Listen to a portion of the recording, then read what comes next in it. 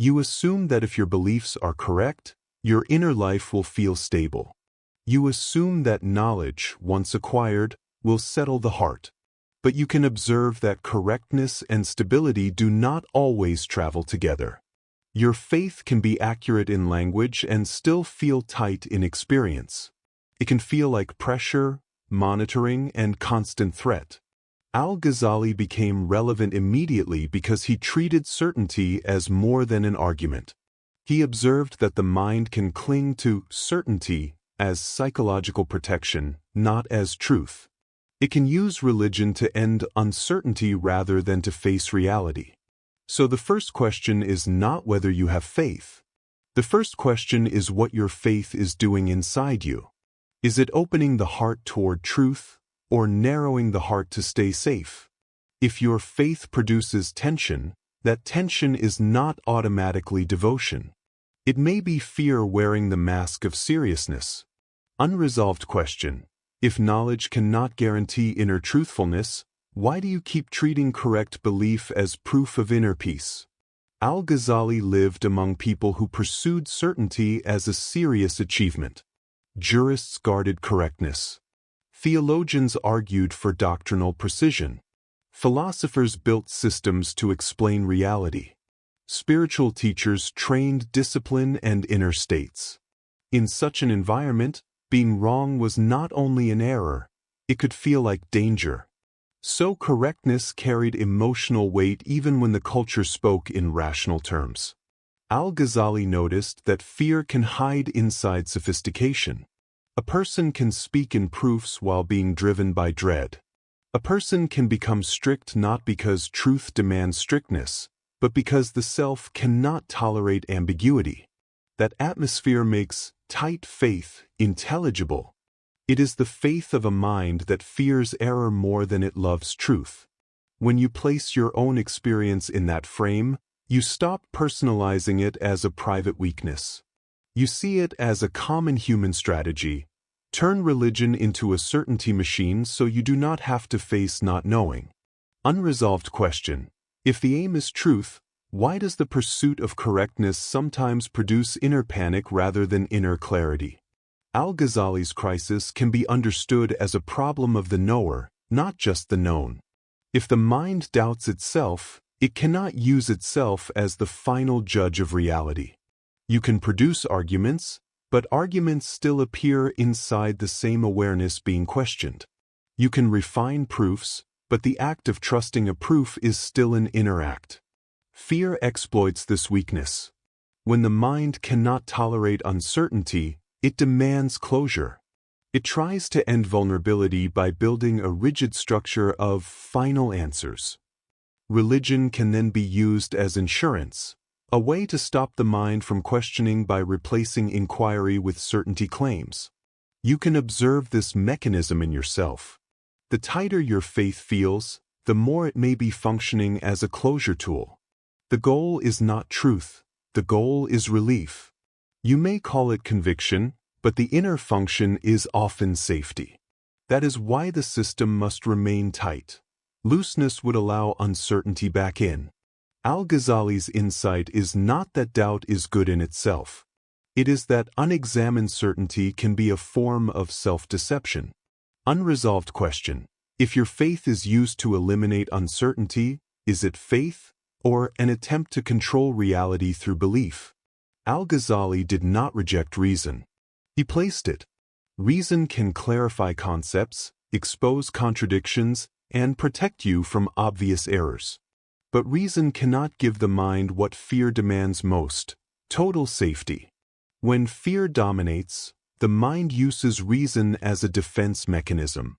It builds airtight systems not to understand, but to avoid being wrong. This is how logic becomes a cage. It stops being a tool for truth and becomes a tool for protection. You become less interested in sincerity and more interested in being unassailable. You become less interested in humility and more interested in eliminating ambiguity. You can tell when this happens because your reasoning becomes rigid. It cannot tolerate questions. It does not permit honest complexity. It treats uncertainty as threat rather than as an ordinary feature of human understanding. Al-Ghazali's placement of reason is a correction. Reason is valuable, but it must not be used to satisfy fear's demand for invulnerability. Otherwise, it will produce tightness rather than clarity. Unresolved question. If your reasoning is fueled by fear of error, is it guiding you toward truth or merely toward psychological safety? Now return to your direct experience. You may not describe it as fear. You may call it seriousness, responsibility, caution, or piety. But the felt structure is similar. Constant self-monitoring, constant worry about being wrong, constant need to be safe. Al-Ghazali would treat this as diagnostic information. Tightness signals that fear has taken the steering wheel. When fear governs, faith becomes management. You are not relating to truth, you are relating to threat. You are trying to protect yourself from punishment, rejection, or loss of status as a good believer. The heart is not resting. It is negotiating. You begin to see why tightness persists even when you do more. Doing more under fear does not reduce fear. It strengthens the idea that fear is the correct engine. The more you obey from dread, the more your inner system learns that faith is danger management. So tightness becomes stable, even when you appear religious. This is why Al-Ghazali's lens matters. He separates true reverence from fear-driven control. Reverence can include fear, but it does not collapse into it. Tightness often collapses. Unresolved question. If faith is supposed to liberate the heart, why does it sometimes feel like a system designed to keep you tense? A central mechanism now becomes visible. The heart carries an image of God that guides your inner responses.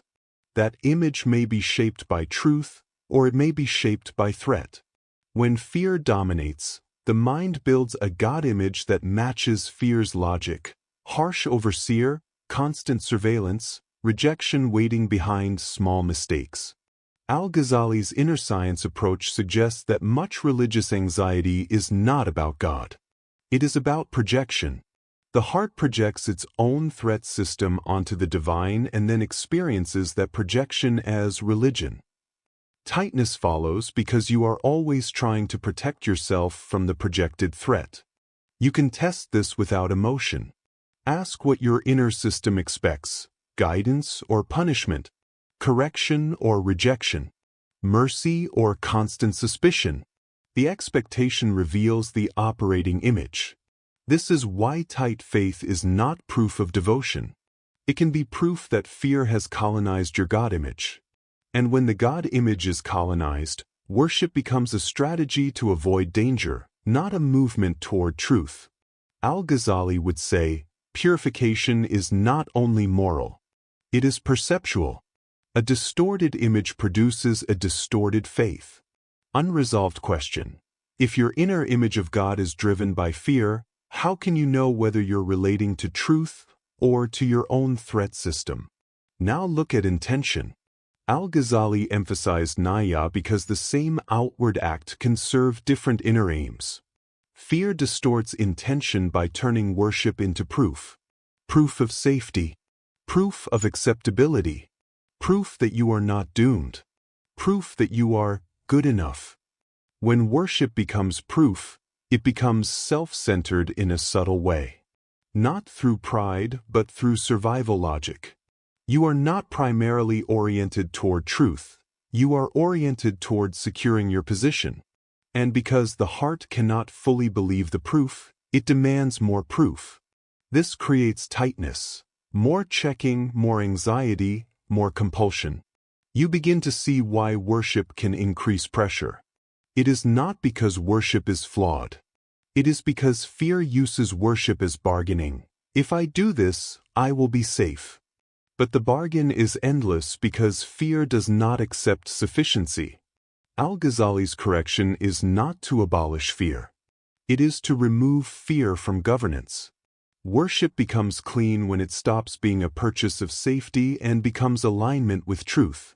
This is difficult because it changes what you think worship is for. Unresolved question. If worship is meant to free you from self-obsession, why does fear make worship revolve around your own safety? Once fear becomes the engine, a loop forms. Fear produces monitoring. Monitoring increases anxiety.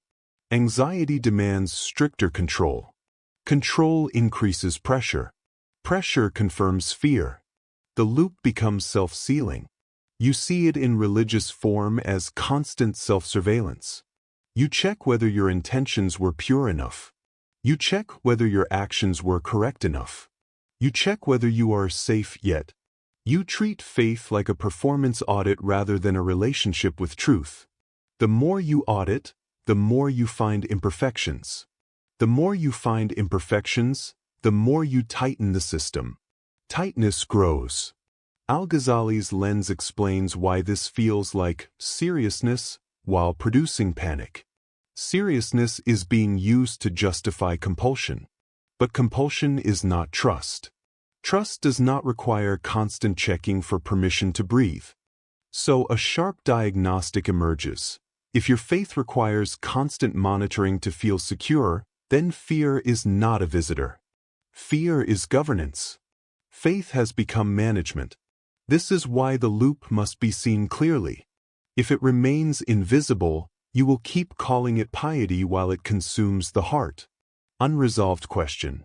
If your faith requires constant monitoring to feel secure, where is reliance? And who are you actually relying on? Al-Ghazali's correction is not denial. He does not say remove fear completely. He says place it. Fear has a function. It prevents arrogance and carelessness. But it cannot be the engine, because an engine of fear will distort perception and intention. Balance is not a vague middle. It is a reordering of what governs you. Fear becomes a signal, not a ruler. Hope becomes stability, not naivety. The heart stops using religion as a bunker and begins using it as guidance. This is where tightness loosens, not because you became less serious, but because seriousness stopped being equal to panic.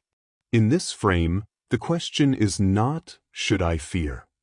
The question is, what role should fear play? If fear becomes primary, you treat God as threat and yourself as suspect. If fear is placed properly, you take responsibility without turning worship into self-protection. Al-Ghazali would say, the heart must be trained to relate to truth, not to threat. When that training begins, faith becomes cleaner. Not louder. Not more dramatic. Just less governed by compulsion. Unresolved question. If fear is necessary for seriousness, how do you prevent seriousness from becoming spiritual panic? Now tightness becomes useful. You stop fighting it and start interrogating it. Tightness is a signal. It points to the fear beneath your religiosity. Ask, what do you think will happen if you relax? Not as poetry, but as literal prediction. Will you become careless? Will you be rejected? Will you be punished? Will you be exposed? Will you lose control? Tightness usually carries a forecast. That forecast reveals the operating fear. Al-Ghazali's method is to treat symptoms as maps. Tightness is not a personality trait. It is a message about motive. It tells you what your inner system worships: safety, certainty, approval, control. Once the motive is seen, it loses some of its disguised authority.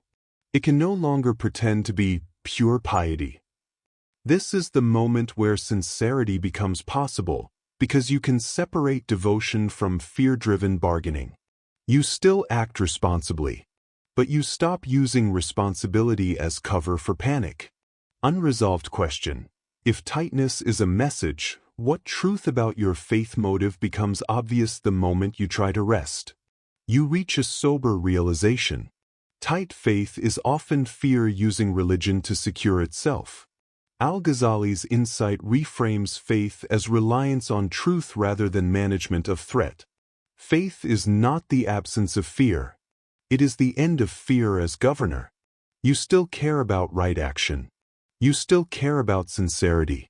But you stop demanding psychological guarantees. You stop treating worship as proof that you are safe. You stop building an identity around constant vigilance. When fear steps back into its proper place, the heart stops gripping.